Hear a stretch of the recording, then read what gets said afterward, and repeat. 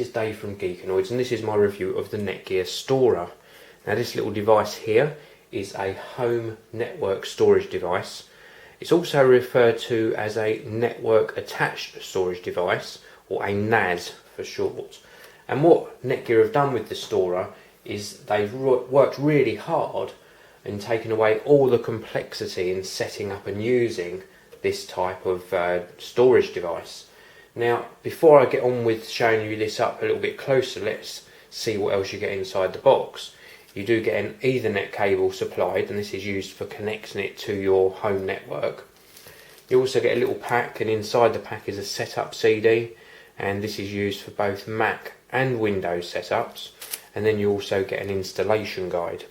Now, later on in this video I'm going to be showing you how this software works, so you'll know exactly how to get your Storer up and running. Also in the box you get a cable, and this is for your particular country. We're in the UK, so we get a 3-pin UK power cable, and on this end is a IEC connection. This goes into the multi-voltage power adapter, so the cable goes in here, and this then goes into the Storer. So let's take a look at the Storer device itself.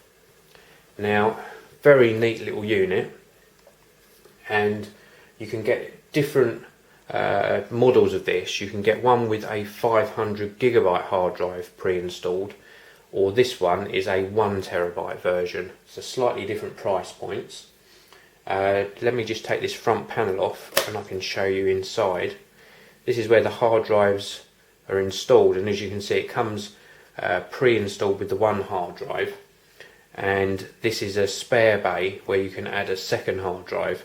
And the beauty of the Storer is that you're putting all of your files and information in one central location, and it's actually stored on this left hand panel, or bay 1 as this is referred to.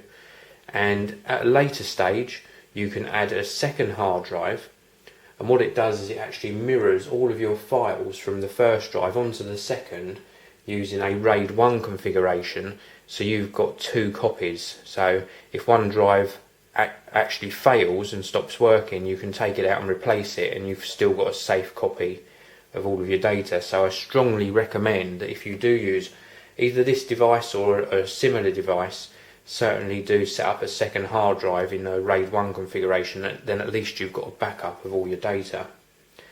Now, I'm just going to show you around the back very quickly.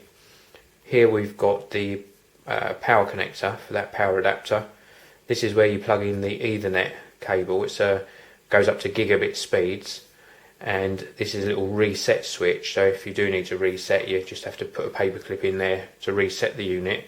And then we've got an on-off button on the side here, and then these 2 clips here, you actually pull these down. If I do this while we're on side-on view, and as I pull this down, you'll see the hard drive pops out the front, and this allows you to slide the hard drive out and replace it if it fails. So very easy to swap them out.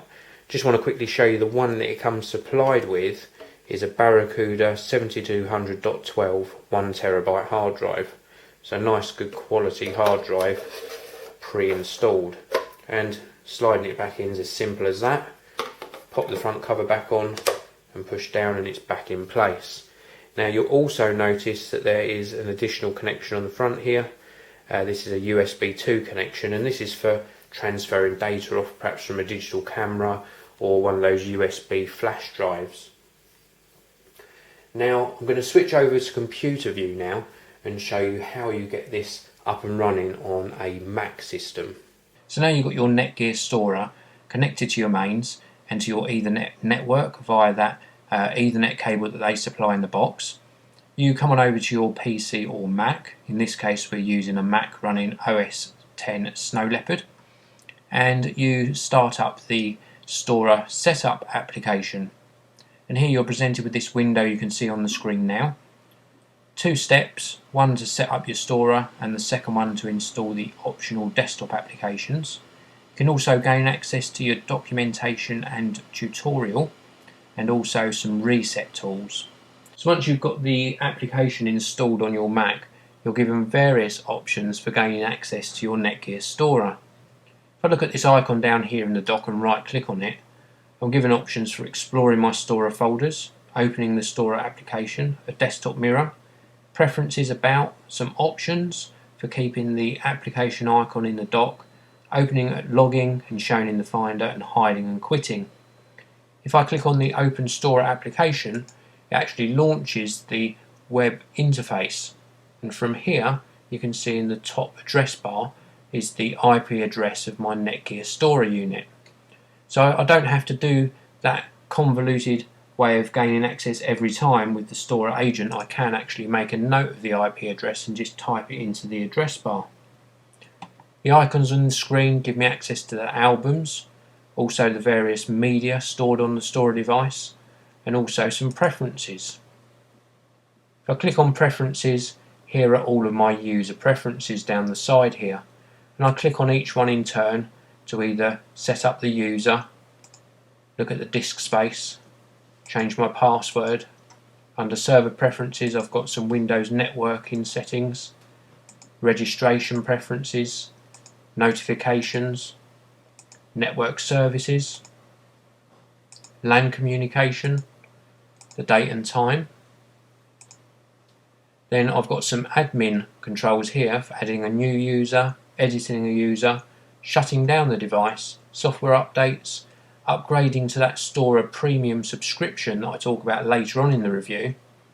Also some RAID details, which gives me the status of the device, computers backup, and also USB to see if anything's connected to that front USB port.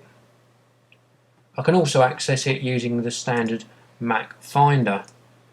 And here on this window in the centre of the screen now, I've got my Stora device highlighted in my shared list, and then I can gain access to the family library folder, my computers folder, and also my library folder, and just drag and drop files in as I wish. So I hope this has given you a brief overview on how to set up and configure the Netgear Stora. Now let's go back to the main review. See, the Stora is a great way of storing all different file types in a central location. Then you can share them with other computers in your home, or perhaps stream content to a games console. Now in my tests, backing up files to the Stora is nice and fast, and more importantly very fuss-free. Streaming movies to my Sony PS3 was really easy too, and certainly glitch-free. I didn't have any problems with video or audio dropout. Now what I really like about the Netgear Stora is the ease of use, the simple and effective design, and the performance.